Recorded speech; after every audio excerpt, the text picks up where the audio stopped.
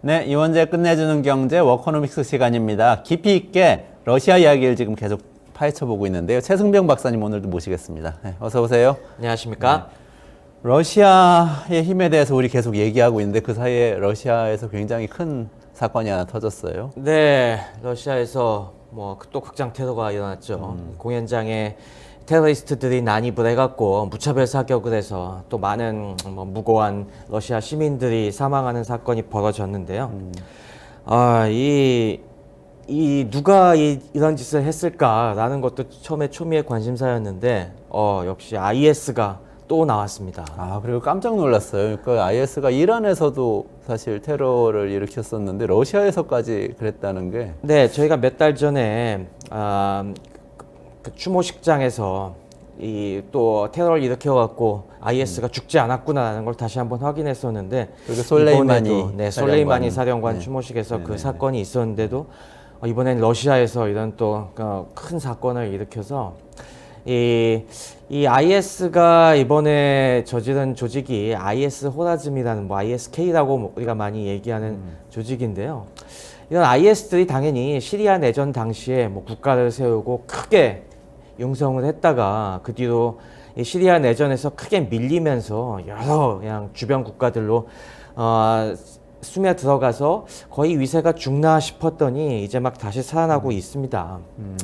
사실 이번에 이 IS가 왜 이런 일을 저질렀을까라는 걸 생각해 보면은 바로 그것과 관련이 있는데, 시리아 내전에서 이 잘 나가던 IS를 때려 부수는데 선봉을 섰던 국가가 바로 이란과 러시아였거든요. 지난번에 저희가 설명을 드렸죠. 네네네. 이란이 그러니까 혁명 수비대를 IS가 그 이슬람에서 순입하고 네, 이란이 아주 극한 시압하고. 순위파죠. 네. 근데 러시아는 종교적인 이유는 없지만 그냥 이란을 돕기 위해서 들어갔던 이란을 것인가요? 돕기 위해서라기보다는 시리아가 또 이 러시아의 중동 정책의 중요한 축이거든요. 저희가 아사드 정권이 또 공교롭게도 시아파 정권이죠. 순위파가 네네. 다수인 국가에서 시아파 정권이기도 하고, 또 알아사드 정권이 거기가 중동에 사실 러시아가 이제는 끈이 많이 떨어졌어요. 근데 딱 시리아가 친러적인 기조를 취하니까 그래서 러시아에 대해서 이제 해군 기지도 제공해주고 여러 가지 밀착 관계가 있기 때문에 이 정권이 무너지면은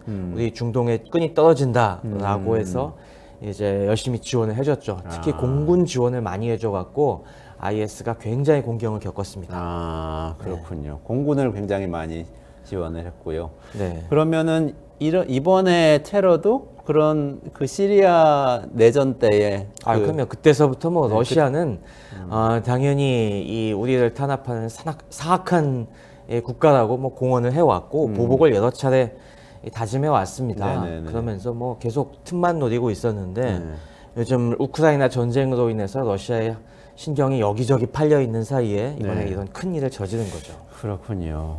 그 러시아의 적이 지난 시간까지 우리가 정리하기로는 네. 이쪽에 약간 비동맹 세력을 묶어서 새로운 신유라시아주의를 기치로 해서 블록을 만들면서 서방하고 대립하는 걸로만 생각했는데 네. 또 이슬람 중에서도 또 러시아하고 대립하는 세력이 있다는 게 또 주목할 만한 점이 아닐까요? 네, 이슬람 극단주의자들, 특히 순위파 극단주의자들 사이에서 러시아를 상당히 미워하는 집단들이 많이 있습니다. 이번에 이 IS 호라즘도 마찬가지고, 사실 이 순위파 극단주의자들은 저희가 지난번에도 설명을 드렸지만은 사실 이 꼭 시아파만 싫어하는 것도 아닙니다. 순위파 내에서도 순위파 온건주의를 또 막 배격하거든요.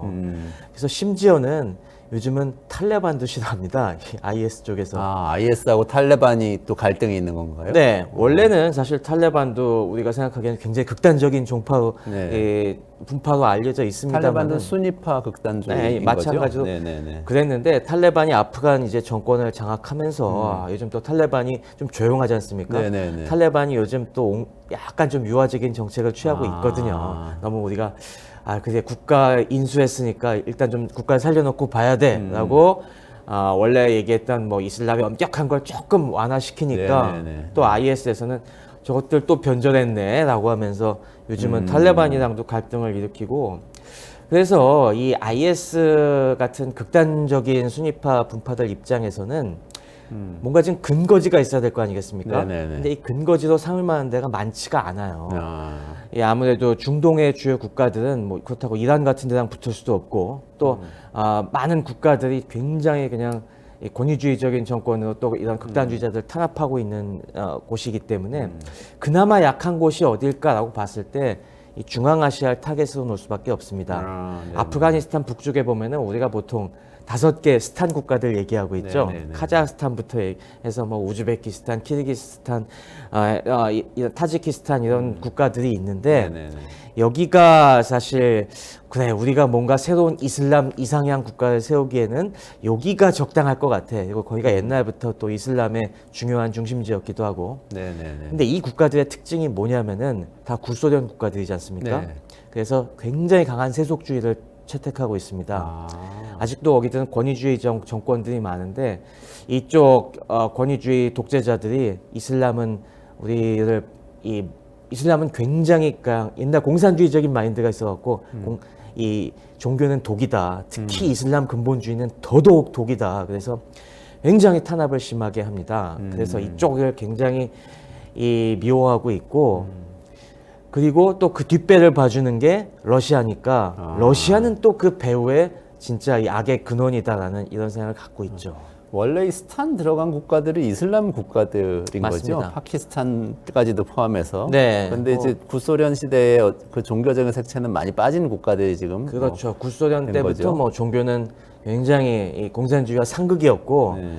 그 공산주의는 무너진 이후에도 굉장히 위험한 세력들이라고 봐서 다들 이 국가들이 세속주의적인 정책을 취하고 있죠. 아, 그럼 IS가 거기도 스탄 국가들을 발붙이기가 좀 어렵게 된 상태. 근데 인 그나마 거겠네. 그쪽이 네. 국력이 약하고 취약하니까 그쪽을 어떻게든 막 이 비집고 들어가려고 하는데 그쪽 정부에선 계속 탄압하고 그러다 보니까 갈등이 계속 있죠. 그렇군요.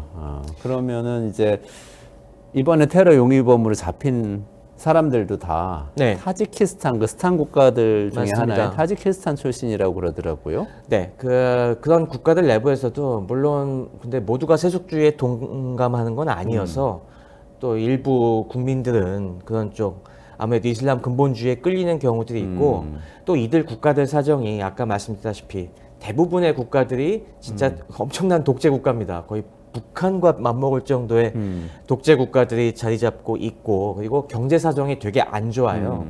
그러다 보니까 정치적 자유도 없고 경제적으로도 어렵다 보니 이런 극단주의 종교에 또 많이 혹하는 사람들이 있는 거죠. 이번에 테러범으로 잡힌 경우들은 또 얘기들이 있는 것들이 이 사람들이 진범이냐라는 그런 얘기들도 있어요. 아, 그래요? 네. 진범이라고 하기에는 너무 허술하게 금방 잡히고 사실 진짜 이슬람 전사들이면 자살을 했을 것 같은데 그냥 어설프게 좀 도망치다 잡힌 것도 있어갖고 이거 진범들은 이 IS에서 빼돌리고 대신 이 사람들을 미끼로 던져준 게 아닌가 수사망을 교란시키기 위해서 그런 얘기도 있습니다. 실제로 이 잡힌 사람들 보면은 타지키스탄 출신 러시아에 있는 이주 노동자들이거든요. 그래서 돈 받고 이런 짓 했다라고 얘기하고 있는 게 뭔가 의심쩍은 부분들이 상당히 많이 있습니다. 아, 그렇군요.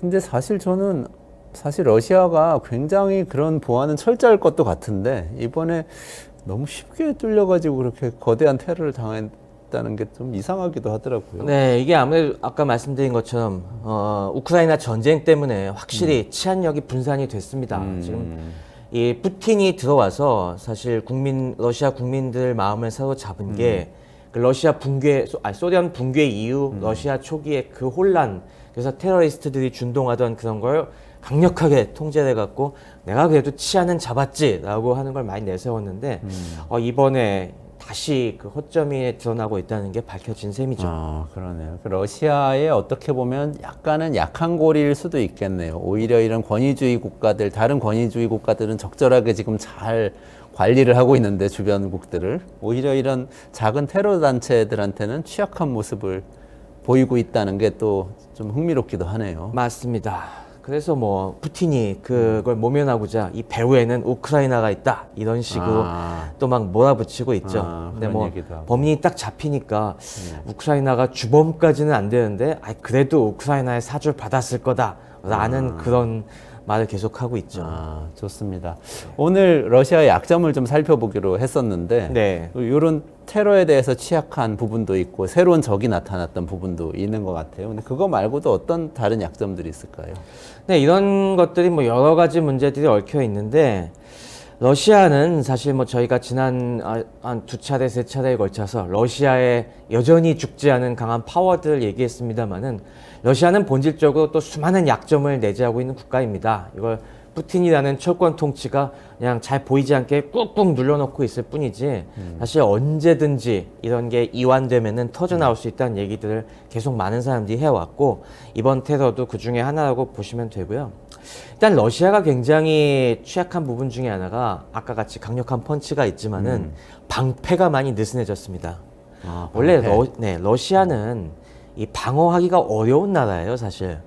러시아는 전 세계에서 가장 큰 나라이기 때문에 당연히 이 국경도 어마어마하게 긴데 같은 큰 나라여도 다른 나라에 비해서 더 어렵습니다.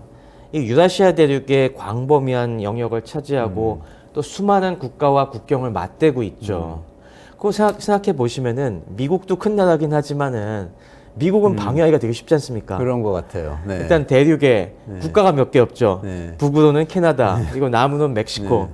이 두 나라는 뭐 옛날에나 싸웠지 뭐 지금은 별로 적대적으로 싸울 일도 없고 또 동서로는 거대한 대양이 맞아요. 버티고 있기 때문에 네네네. 이런 자연적인 장애물로 별로 뭐 직접적으로 육로를 통해서 공격받을 게 없다고 하면은 러시아는 일단 뭐 핵심적인 유럽 쪽에 지금은 뭐 나토가 이렇게 촘촘하게 나토 회원국들이 자리 잡고 있고 동쪽 국경도 보면은 물론 뭐 거대한 카자흐스탄이 좀 완충지대를 형성하고 있다지만은 뭐 거기 빼놓으면은 사실 몽골까지도 완충지대를 볼 수가 있겠죠. 하지만 그 밑에 이 중국이 여전히 위험한 국가거든요. 장기적으로 봤을 때는 뭐 그런 면에서 그러네요. 이게 결코 안심할 수가 없습니다. 그래서 이 러시아는 항상 소련 시대에서부터 이 방공 세력을 강화하는데 되게 신경을 많이 썼어요. 방공. 네. 공중을 아무래도 방어한다는 거죠. 그렇죠. 네. 육상으로도 침투해 올 수 있겠지만은 주로 서방의 적대적인 국가들은 네네. 여러 가지 미사일이나 폭격기를 통해서 우리 공격을 해올 것이다. 네네네. 그래서 방공군을 굉장히 크게 갖고 있었습니다. 러시아의 구소련 시대에는 그래서 독립적인 군종으로 방공군이 따로 있었어요. 공군이 있고 방공군이 따로 있는 겁니다. 아, 방공군은 방어만 하는 공군인 건가요? 그러면? 네, 방어에 특화된 그런 영토를 갖다가 침투해 오는 적대 세력들을 방어하는 데 핵심이었는데 이 그 당시에 어마어마한 세력을 가지고 있었습니다. 네.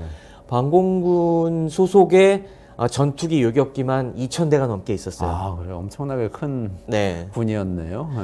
그럼에도 불구하고 워낙 국경이 넓다 보니까 깔아놓을 수 있는 건 제한돼 있었고 그래서 우리가 기억하시는 분들 한 50대 이상은 기억하시겠지만은 왜 83년도에 칼 007편 격추 사건이 있었지 않습니까? 맞아요. 네네네. 그걸 격추시킨 것도 소련 공군이 아니라 방공군 소속의 이 요격기였습니다.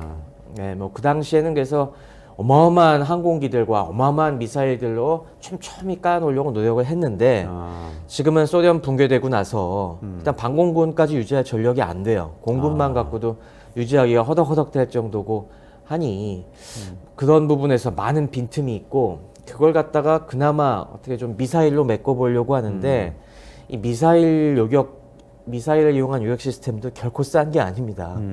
러시아가 뭐 지금 S-300, S-400 이런 시스템들을 운영하고 있는데 최신의 S-400 같은 경우는 그 시스템 하나, 여기 시스템이라고 하는 거는 이 여러 가지 레이더가 몇 개가 있고 뭐 탐지 레이더가 있고 그 다음에 이 무기를 유도하는 또 그런 통제 레이더 같은 것들 레이더 시스템과 여러 가지 미사일 발사대들로 구성이 되는데 이거 하나가 보통 1조 원이 넘습니다. 그렇군요. 러시아가 지금 S-400 같은 경우는 한 거의 100개 시스템 정도 운영하고 있는데 그래도 그것만 해도 100조지 않습니까? 운영비도 어마어마하고 근데 뭐 그거 100개 깔아놓는다고 해서 지금 다 커버될 수가 있는 것이 아니죠. 그래서 뭐 이런 중요한 미사일 방공 시스템 같은 경우들이 어쩔 수 없이 얘네들 주요 전략 거점을 방어하는 데 쓰입니다. 이를테면 러시아의 모스크바 주변에 뭐 크렘린이라든가 주요 지휘부 방어하고 또 핵미사일들 기지들 이런 데 방어하고 또 주요 군사기지 방어하는데 배치하다 보니까 나머지가 빈틈이 많은 거예요. 특히 요즘 취약하게 보이는 데가 어디냐면은 러시아의 산업시설들입니다. 아, 러시아의 산업의 핵심은 지난번에 봤다시피 여러 에너지 산업과 네네네. 천연자원들 이런 쪽 그렇죠. 관리하는 시스템들일 텐데 이쪽까지 이걸 깔아놓기가 쉽지가 않습니다. 아, 그래서 그걸 노려갖고 요즘 우크라이나가 정유시설, 석유 저장고 이런 쪽에 집중적으로 드론 공격을 지금 하고 있죠.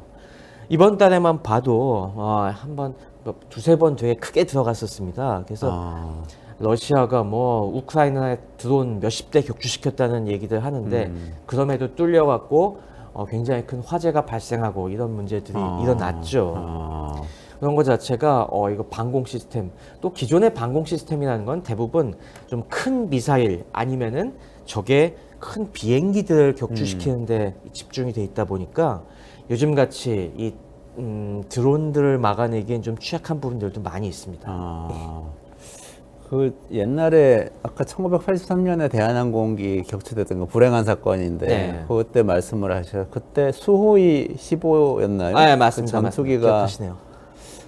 격추를 시켰는데 그때 하여간 뭐 그 미군의 정찰기라고 오인해서 쐈다고 그랬던가 그런 변명을 했던 게 이제 기억이 나는데 그건 어느 정도 사실입니다. 네. 그 당시에 미국이 항상 작전을 하는 게 러시아의 방공 시스템이 어느 정도 수준인가를 갖다가 항상 그 주변에 국경 이 통제선 가까이서 살짝 들어갔다 빠지고 들어갔다 빠지고 하면서 이렇게 약을 올리는 게 많이 있었거든요. 그건 모든 적성 국가들이 그럽니다. 지금도 특히 대만 해협 일대에서 러시아나 이 중국의 항공기들이 식별구역에 들어갔다 빠졌다 아니면 뭐 요즘은 대놓고 쭉 들어가서 가로지르고 오는 이런 일을 하듯이 그런 게 굉장히 심했는데 그 당시에 이걸 많이 당하다 보니까 러시아 방공군에서 굉장히 약이 올라서 이번에도 당연히 미 공군 기겠다라고 출격해서 미사일 날렸는데 알고 보니까 민항기였던 거죠. 아 그렇군요. 어쨌든 그게 그만큼 방공군이 강력했다는 반증일 수도 있겠네요. 네. 발견해서 빨리 그렇게 공격을 했다는 것이. 그런데 지금은 그게 약해지고 있다. 지금 그런 말씀이시잖아요. 네, 현실적으로 뭐 지금 그 정도 강력한 방공 전력을 유지할 돈도 없고 여러 가지 인력 자원도 부족합니다. 특히 요즘 러시아군의 이런 면에 관련돼서 인적 자원의 이 취약한 점을 많이 보고 있는데요. 방공군이 없어졌다고 하면 그럼 공군이라도 역할을 해야 되는데 이번 우크라이나 전쟁에서 봤을 때 야, 이거 공군도 형편없구나. 지금 공군 조종사들 훈련 수준이 굉장히 약하다는 게 많이 드러났습니다. 이를테면은 지금 우크라이나에서 러시아가 제공권을 장악 못하고 있잖아요. 네네. 우크라이나의 허술한 방공망도 뚫을 수준이 못 되고 그리고 잘못 들어갔다가 이 훈련 수준이 안 되니까 이 교전을 회피하고 그냥 미사일만 빠바박 쏘고 재빨리 이탈하는 이런 일들이 너무 빈번하게 일어나고 있어요. 아 그렇군요. 그만큼 겉보기는 좀 화려해도 내부에 장비 업그레이드도 안 되고 훈련 상황도 엉망이다라는 거. 네. 이게 군사적으로 생각하면 러시아를 본토를 침공하는 거는 그렇게 생각을 해보지는 않은 것 같아요. 또 예전에 2차 세계대전 때 독소전쟁 때 독일 히틀러가 이렇게 밀고 들어갔던 거 말고는 러시아 본토를 다른 나라가 그렇게 침공한 적이 있었나요? 러시아에 막 한 번 들어가면 일단 수렁에 빠지기가 너무 쉽기 때문에 그러니까 러시아의 원래 옛날 제정 시대 때부터 소련 시대에 결국에 침공해 오면은 적을 우리의 수렁에 빠지게 해서 아주 처참하게 복수해 주겠다라고 하는 그런 전략들이 있었는데 근데 그거는 우리도 큰 피해를 입는다는 걸 전제로 하고서 하는 일이거든요. 네. 근데 러시아 자체가 이제는 그런 희생을 감당하기도 쉽지 않고 그리고 또 이제는 전력 자체가 굉장히 그런 면에서 부실한 부분들이 있기 때문에 함부로 그런 걸 하기가 쉽지가 않고 그래서 더더욱 완충지대를 필요로 하는 거죠. 그리고 현대전의 양상을 생각하면 그렇게 밀고 들어가서 다 그 영토를 점령하고 이런 게 아니고 만약에 말씀하신 것처럼 중요한 산업시설을 멀리서 타격을 한다. 이런 네. 관점에서 그래서 경제적으로 타격을 준다. 이런 관점에서 보면 취약한 부분이 있다. 이렇게 볼 수도 있겠네요. 맞습니다. 그래서 더더욱 완충지대가 필요한 거죠. 지금 우크라이나니까 사실 드론이 웬만한 국가들의 드론은 아주 깊숙이 침투하기는 어렵거든요. 네네네. 근데 우크라이나는 바로 붙어 있으니까 네. 그래도 우크라이나 국경에서 날리면은 꽤 그래도 깊숙한데 이미 모스크바, 상트페테르부르크 뭐그 일원까지도 침투에 들어갈 수 있거든요. 우크라이나 드론들이. 그러니까 이제 우크라이나 정도의 거리에 우리의 적이 있으면은 이 취약점이 더더욱 확대가 된다라는 게 이런 집착의 원인이기도 하죠. 대공 방공망이 지금 취약해졌다는 게 아까 말씀하신 대로 인력이 사실 고급 인력이 많이 고급 인력도 부족하고 무너지는 문제, 돈도 돈이 부족하고. 부족하는 문제. 네. 그래서 생기고 있다. 네. 좋습니다. 이거 군사력에 지난번에 우리 핵전력하고 사이버 전력은 굉장히 강하다고 짚어주셨는데 지금 방공망의 취약점을 말씀해 주셨어요. 네, 그런 면에 좀 크죠. 네. 이런 군사적인 측면 말고 또 다른 러시아가 지금 겪고 있는 약점이 있을까요? 러시아가 그 다음에 사회적으로 얘기를 많이 해보면은 가장 큰 문제 중에 하나가 브레인 드레인, 인재 유출 문제가 굉장히 심하다고 얘기를 하고 있습니다. 네. 그러니까 인재 유출이 요즘 원래 러시아가 우리가 전통적인 이미지가 구소련 시대에서부터 과학, 수학 강국이지 않습니까? 네네. 그래갖고 뭐 서방이 생각하지 못할 아주 기상천외한 아이디어를 동원해서 이 여러 가지 문제들을 해결하는 그런 그래도 지식국가로 알려져 있었는데 이 소련 붕괴 때부터 수많은 과학자들의 유출 러시가 있었더니 그나마 이제 푸틴이 좀 나라를 안정시키면서 조금 진정이 되나 싶다가 최근 들어 우크라이나 전쟁 이후에 너무 또 심해지고 있습니다. 아, 그래요? 원래는 네. 러시아 수학자, 러시아 과학자들이 세계를 주름잡았잖아요. 네. 한동안. 네. 그런 거 상당히 훌륭한 기상천외한 천재들이 많았는데 이분들이 많이 서방으로 나왔습니다. 실제로 뭐 제 얘기를 들어봐도 이런 러시아에서 더 사는 게 무슨 의미가 있냐라고 답답함을 느끼셔갖고 이 서방 이 학교로 나오신 분들도 굉장히 많고요. 그리고 젊은 엔지니어들도 이 좀 리버럴한 분위기를 갈망하는 사람들이 러시아는 희망이 안 보인다라고 해서 그래서 지금 서방의 IT 기업들 가보면은 러시아 출신들 득실득실하답니다. 뭐 인도 출신에 비해서 이게 좀 가려져서 안 보인다 뿐이지 되게 많다고 하고요. 그래서 뭐 얼마 전에 기사도 나왔어요. 이게 어느 정도 규모일까라고 봤을 때 최근에 뭐 올해 초에 노바야 가제타라는 언론에서 보도한 바에 따르면은 이 우크라이나 전쟁 개전 이래 고급 과학 기술 인력 한 2,500명 정도가 빠져나갔다고 합니다. 이거는 뭐 명확하게 확인된 것만 그렇고 사실 주변 국가들 징병을 피해서 아까 얘기한 스탄 국가들이나 그런 데로 피신하는 사람들이 꽤 많거든요. 네네네네. 뭐 근데 이게 우리가 겉보기에는 크게 지금 부각이 안 돼 있는데 실제로 나오신 분들이나 남아 있는 사람들 인터뷰한 것들 보면은 러시아에서 이것 때문에 해체된 이 연구 그룹이 되게 많다고 합니다. 네. 그러니까 우리 이 한정된 지금 남아 있는 과학기술 자원들을 몇 가지 막 지난번에 얘기된 핵무기라든가 사이버전이라든가 이런 데 막 집중을 해서 그런 데가 아직 돌아가고 있으니까 우리가 멀쩡한 것처럼 보이지만은 사실 그 안에 보면은 이것 때문에 낮아빠진 연구가 되게 많다고요. 특히 기초과학 연구 같은 데서. 그래서 러시아의 그 강력한 기초과학 기반이 무너지는 거는 시간 문제다라는 얘기들 많이 하고 있습니다. 저는 예전에 유학 갔을 때하고 미국에서 잠깐 일할 때 보면 러시아 출신들이 꽤 있었어요. 근데 네. 보면은 저는 경제학 경영학을 했으니까 그 전공을 온 거잖아요. 근데 이 친구들이 다 숫자를 가지고 하는 걸 잘하더라고요. 수학적인 모델링, 뭐 통계학적인 뭐 분석 이런 거 잘하더라고요. 그래서 너희들 뭐 예전에 학부에서 막스 경제학 하지 않았냐? 막스 경제학에서 이런 거 가르치냐 그랬더니 그런 거 더 한대요. 왜냐하면은 계획 경제를 해야 되니까. 맞아. 계획을 하려면 기업 하나 계획하는 것도 사실 모델링 많이 필요한데 국가 전체를 계획하려면 엄청나게 복잡하다는 거예요.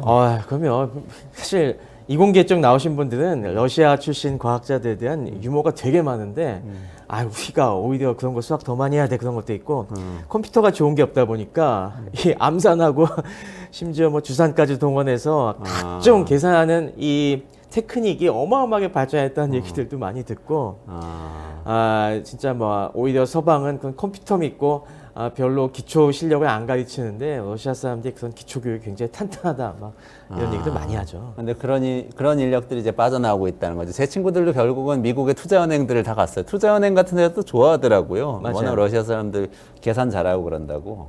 그렇게 해서 또 한 사람들이 약삭빠른 사람들은 딱 러시아로 돌아가서 초창기 자본주의에 이 또 단물을 쫙쫙 빨아먹고 그랬는데 아니 물론 그런 사람들이 아직 남아있긴 합니다만은 그런 사람들 말고도 좀 성실한 사실 수많은 과학자들이 그렇죠. 있어야 국가과학이 네. 유지되는 거 아닙니까? 근데 그런 쪽에 유출이 되게 심하다는 거죠. 고급 둔에 유출된다고 하시니까 또 네. 생각나는 게 러시아가 원래도 인구는 그렇게 국토에 비해서는 많지가 않아서 그 고민이 있지 않았었어요. 맞습니다. 그 고민도 있죠. 이 하이 브레인만 빠져나가는 게 문제가 아니라 러시아는 기본적으로 인구 감소가 계속 문제였어요. 러시아 인구 구조는 사실 기형적인 걸로도 유명합니다. 제일 유명한 게 아주 심한 여초 사회다. 여성이 많다고요? 네. 이게 전쟁 때문입니다. 2차 세계대전 당시에 독일과 전쟁하면서 그 당시 러시아 사람들이 최소 2천만 명이 죽었거든요. 근데 2천만 명이 상당수가 역시 아무래도 군인으로 잡혀간 남자들이 많이 죽었을 거 아니겠습니까? 지금 인구가 1억 5천만 명이잖아요. 지금 1억 5천만이 안 됩니다. 러시아가. 근데 그때 워낙 남자들이 많이 죽다 보니까 전쟁 끝난 뒤에는 이 여성 대 남성 비율이 여성이 100이라고 하면은 남성이 75밖에 안 됐어요. 그러다 보니까 어떤 문제가 발생하냐면은 남성들이 엄청 떵떵 치는 겁니다. 야, 우린 전쟁 나가서 그렇게 많이 죽고 우리가 그러니까 수가 부족하다 보니까 여성들은 또 막 결혼하고 싶은 여성들도 되게 많은데 남자가 부족하니까 남자들한테 설설 기는 겁니다. 뭐 그래갖고 이 여초 사회의 부작용들이 다 나왔죠. 그래서 굉장히 또 마초이즘이 심했고 남성들이 막 맨날 그런 마초이즘에 빠져갖고 술 먹고 가정폭력 심하고 그렇게 해도 러시아 여성들이 꼼짝없이 벌벌 길 수밖에 없는 그런 사회가 있었죠. 그러다 보니까 이게 이 여파가 아직까지도 남아 있습니다. 그래요? 거기에 뭐 아까 얘기한 것처럼 러시아 사람들이 좀술 좋아합니까? 네. 보드카 먹고 남자들은 일찍 죽으니까 아직까지도 지금 인구 통계 보면은 65세 이상 연령에서 그건 더 심해갖고 남자가 여자의 반밖에 안 돼요. 지금 그 노인 인구 중에서는 반밖에 안 된다는 반밖에 거네요. 안 되고 그래서 전반적으로 일찍 돌아가셔서 그럼 2차 세계대전 당시 분들은 아니잖아요. 지금은. 당시에는 아니지만 그래도 워낙 술 먹고 이제 건강 해치기를 즐겨하니까 그 사람들이 폭음으로 그런 게 심하고 그래서 아직도 전반적으로 봤을 때 남성 비율이 여성이 한 89% 그 정도밖에 안 그거밖에 안 돼갖고 돼요. 굉장히 심한 게 있고 불균형이 심하네. 네. 또 불균형이 남성과 여성의 기대 수명 차이가 엄청나게 큽니다. 남자가 일찍 죽나요? 네. 지금 러시아가 남성 기대 수명이 한 60세쯤 되고 네. 근데 여성은 한 70세가 넘거든요. 기대 수명 차이가 10년이 넘습니다. 뭐 통계에 따라서 11년, 12년 이 정도 하는데 이게 전 세계 최고급입니다. 근데 재밌는 게 전 세계 탑 5가 다 구소련 국가들이에요. 그래요? 네. 왜 그렇죠? 다 아까 말씀드린 영향이 있는 겁니다. 전쟁 때 많이 죽고 그 뒤로 여초 사회에서 남성들이 그냥 마초이즘 내세우고 또 그냥 폭음하면서 그냥 건강을 생각하지 않는 문화가 만연하다 보니까 구소련 국가들이 이게 굉장히 심해요. 그 문제가 사회 문제 심하네요. 그리고 마초 사회인데 남성이 더 일찍 죽는다는 것도 되게 의미심장하고요. 네. 그러다 보니까 이게 뭐 오랫동안 참아왔지만 실제로 요즘도 러시아 여성들은 이걸 참고 있겠습니까? 시대가 변했는데.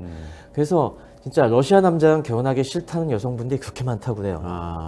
그러다 보니 뭐 이 출산율이 그래도 우리나라 출산율이 워낙 낮으니까 비교할 바는 아니지만 그래도 뭐 전반적으로 봤을 때 1.5명 정도 계속 감소 추세에 있는 건 사실이고요.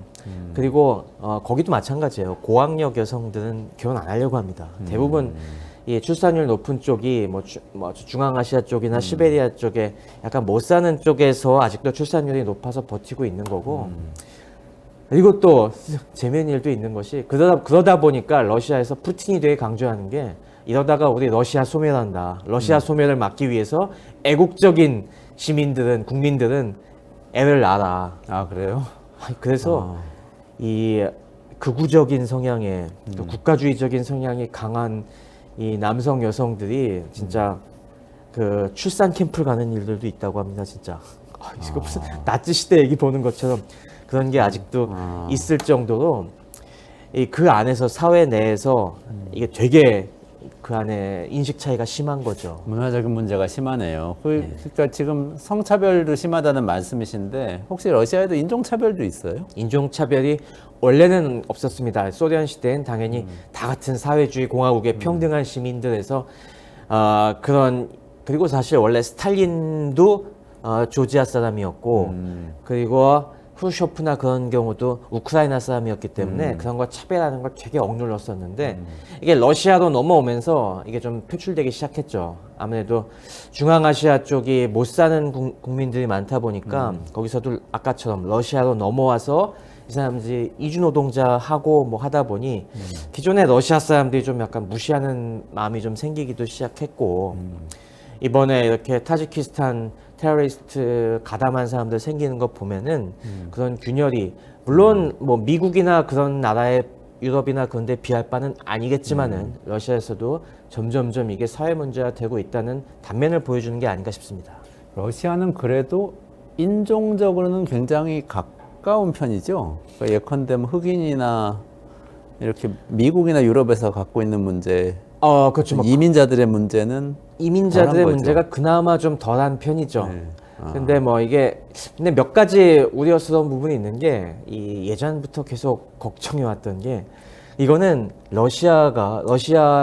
러시아인들이 러시아 민족이 지배적인 민족이기 때문에 가능한 일이었거든요. 러시아인들이 거의 상당수를 차지하기 때문에 이거는 마치 중국 생각해 보시면 됩니다. 중국도 사실 이 민족 문제가 덜하다고 하지만은 이거는 한족이 지배적이기 때문에 우리가 뭐 그래 조금 너네들 들어온다고 전혀 우리의 이게 흔들릴 게 아니야라는 전제 하에서 유지돼 왔던 건데 이게 러시아가 아까 말씀드린 러시아인들 내부의 여러 문제들이 겹치면서 역시 출산율은 그런 이민족들이 더 높고 하거든요. 그런 것들 때문에 거기도 그런 불안감들이 좀 생긴다. 아무래도 러시아인들이 점점점 만약에 소수로 줄어든다고 하면 갈등이 생길 수도 있죠. 미국도 사실 보면은 전통적으로 백인들이 우리가 주류고 당연히 다수라고 생각했는데 히스패닉이 많아지고 뭐 흑인들 자꾸 걸리적거리고 하니까 그런 문제가 생기듯이 러시아도 앞으로 이런 추세가 지속이 된다면은 역시 그 문제도 뇌관으로 작용할 가능성이 있습니다. 미국에서 항상 군에서 나오는 문제가 네. 전쟁이 나면은 이라크든 어디든 파병할 때 유색 인종들이 더 많이 현장에 간다. 그래서 더 네. 많이 전사하고 그런 문제가 지적되고 그러는데 이번에 우크라이나 러시아 전쟁에서도 그런 현상이 있나요 혹시? 심합니다. 그래요? 지금 우크라이나도 당연히 고학력 러시아인들은 안 가려고 해요. 그리고 이쪽에서 징집을 하면은 이쪽에 이 시민들이 들고 일어납니다. 지금 야, 왜 우리 귀한 아들들을 전쟁터로 밀어내서 다 죽여? 하면서 당연히 민심이 변할 수가 있기 때문에 러시아인들을 징집하면 네, 러시아인 징집은 굉장히 조심하고 있고 설령 군대 가도 후방에서 안 다치는 데 있고 그래서 전방으로 보내는 게 죄수들이나 아니면은 중앙아시아 시베리아 쪽에 소수 민족들에서 많이 보내거든요.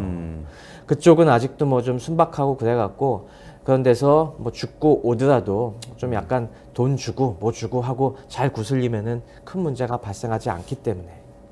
결국은 마지막에 지금 말씀하신 문제들은 다 차별에 대한 문제인 것 같아요. 네. 러시아가 갖고 있는 리스크 중에서 앞쪽에서 얘기했던 이 군사적인 방공망의 리스크도 있지만 그거 말고 남녀 간의 차별의 문제나 또 인종 간의 차별의 문제 이런 어떻게 보면 좀 정근대적인 문제를 여전히 안고 있는 사회가 러시아다. 맞습니다. 그런 내부 갈등선을 갖다가 많이 품고 있기 때문에 이것이 지금 권위주의 정권 하에서 꾹꾹 누르곤 있지만은 이게 장기적으로 봤을 때는 이게 하나하나 터져 나올 겁니다. 그런 면에서 많은 사람들이 얘기하고 있는 것이 우리가 러시아가 앞으로 융성할 수 있겠느냐라는 부분에서는 약간 좀 회의적입니다, 당연히. 그렇군요. 우리가 전체적으로 한번 정리해서 생각해 보고 싶은데 우리가 러시아 힘에 대해서 얘기할 때 네. 핵전력을 중심으로 한 이 군사력 굉장히 강하다 맞습니다. 얘기했었고 그 다음에 자원을 중심으로 한 이 그렇죠. 에너지 경제 굉장히 네. 강하다고 그리고 이야기했었잖아요. 생각보다 그것이 네. 오래 유효할 것이다. 네. 그러면서 오늘은 그래도 방공망 같은 군사력 중에 일부는 좀 방어력이 취약하고 네. 사회는 차별 때문에 굉장히 좀 불안정해질 소지를 가지고 있는 사회다. 이렇게 그렇죠. 네, 재래식 군사력의 허점들이 여전히 굉장히 많이 있고 그런 러시아가 뭐 푸틴 하에서 뭐 90%씩 지지율이 나오는 이런 똘똘 뭉친 국가라고 생각할 수가 있겠지만은 그거는 어쩔 수 없이 이 대안이 푸틴밖에 없기 때문에 지지하는 것일 뿐이고 그 안에 사실 수많은 불만과 갈등의 요인들이 내재되어 있다. 그리고 결코 그런 면에서 미래 인재들을 갖다가 결국에 국가가 유지가 되려면은 우수한 여러 가지 지식을 전수하고 뛰어난 인력들이 유지가 돼야 되는데 그런 면에서 이게 과연 지속 가능할까? 많은 회의감이 든다는 것이죠. 회의감이 든다고 말씀하셨는데 그럼 어느 정도 위상으로 러시아가 나중에 남을까요? 우리나라 입장에서 또 생각을 해봐야 되잖아요. 네, 저는 그래서 러시아가 그렇다고 저는 몰락하거나 이런 걸 생각하는 건 아닙니다. 아까 얘기한 것처럼 강점이 있기 때문에 몰락까지는 안 해요. 그리고 핵전력의 이 강대함 때문에 현상 유지는 할 것이다. 지금처럼 그 현상 유지라는 건 전 세계를 굉장히 곤란에 빠뜨리게 만들 수 있을 정도의 위세는 가질 것이다. 그리고 그걸 기반으로 해서 분명히 러시아 정치인들은 그걸 이용을 해갖고 우리 절대 죽지 않았어. 우리 무시하지 마. 라고 계속 국민적 자존심을 자극해가면서 이 위상을 유지해 나가겠지만은 그렇다고 뭐 중국처럼 막 이 우길승천해갖고 전 세계에 다시 한번 그 거대한 패권 국가로 올라서기는 힘들 것 같다. 신냉전 시대의 한 축이 되는 정도까지는 어려울 거. 네, 뭐 같다. 독보적인 축은 당연히 어렵고 하지만 이 약간 나온 것처럼 중국과 얘네가 결합함으로써 이 어떤 하나의 큰 블록으로서 중요한 전 세계의 곤경을 겪게 할 그런 파워는 충분히 갖고 있다.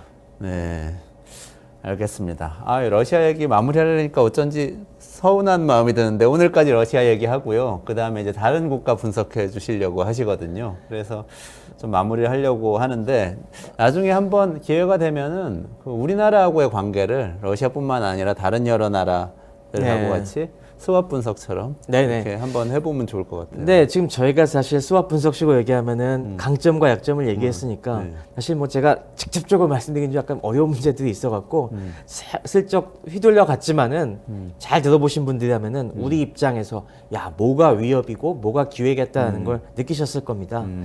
그런 면에서 뭐 이가 굉장히 생각해볼 만한 주제이고요. 당연히 이제 제 생각은 개인적으로. 불가근 불가원의 관계를 상당 기간 가지고 갈 수밖에 없는 국가라고 저는 생각을 합니다. 그렇군요. 네. 알겠습니다. 아니 또 어디 현장에 연구하러 가신다고 들었어요. 그래서 또 방송을 2주 동안 다음 주 또 총선이고 다음 주에도 쉬셔야 잠시 된다고. 모처에 가서 조금 더 연구를 해갖고 와서 그 다음에 다른 국가에 대해서 조금 더 깊이 파헤쳐 보도록 하겠습니다. 네, 해외 잘 다녀오셔서 다음 이야기 또 이어갈 수 있으면 좋겠습니다. 네. 오늘 최승병 박사님하고 러시아의 약점과 또 새로 생겨난 적들에 대해서 짚어봤습니다. 러시아 워커노믹스 여기까지 마무리하고요. 다음에 또 다른 국가로 최승병 박사님하고 같이 찾아뵙도록 할게요. 최 박사님 고맙습니다. 감사합니다. 네.